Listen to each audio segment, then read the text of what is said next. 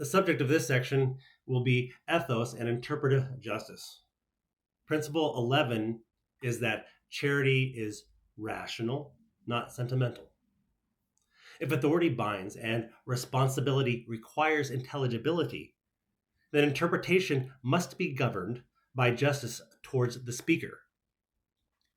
Charity and interpretation means assuming rational coherence unless the text or speech itself compels otherwise. This is not emotional generosity, it is rational fairness. In classic rhetoric, an argument presupposes that one's opponent or speaker is rational. A fair interpreter seeks coherence before contradiction, resolves ambiguity before accusation, and interprets claims in their strongest plausible sense. To attribute irrationality or contradiction prematurely is not critique, it is injustice.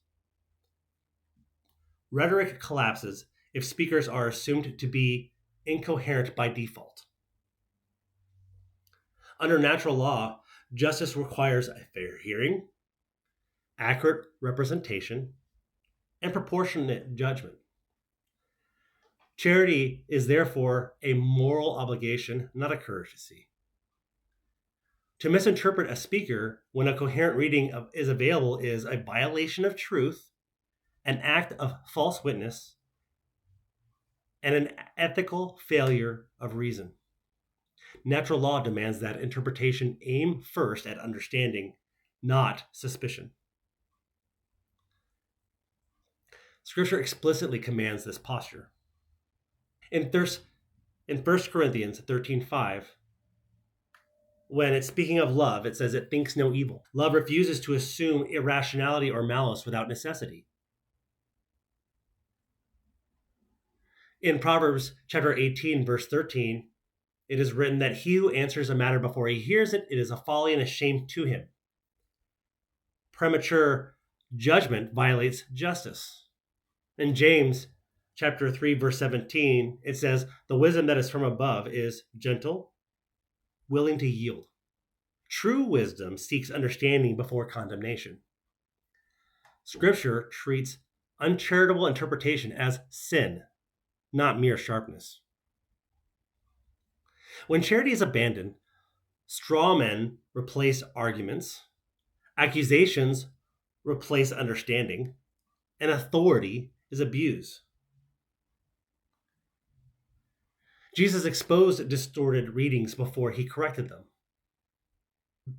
Accusation replacing understanding sets up false witnesses as a rhetorical, powerful force. When condemnation precedes comprehension, authority is abused. Interpretive uncharity is therefore a form of false testimony or a lie. This principle does not mean excusing error, avoiding disagreement, or refusing judgment.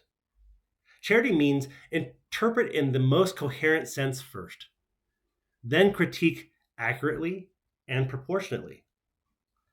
Scripture balances this clearly.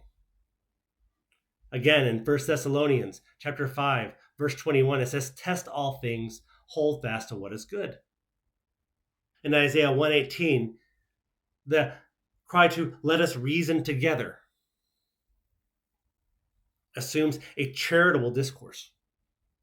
Judgment without charity is injustice. Charity without judgment is negligence. Affirming rational charity rules out hostile readings, ideological suspicion as default, assuming bad faith where ignorance or clarity suffices. Scripture condemns such posture. Interpretation is a morally accountable act. So if charity requires fair representation, then later clarification by the same authority must be allowed to govern earlier ambiguity. That brings us to the next principle, principle 12. Later clarification governs earlier ambiguity.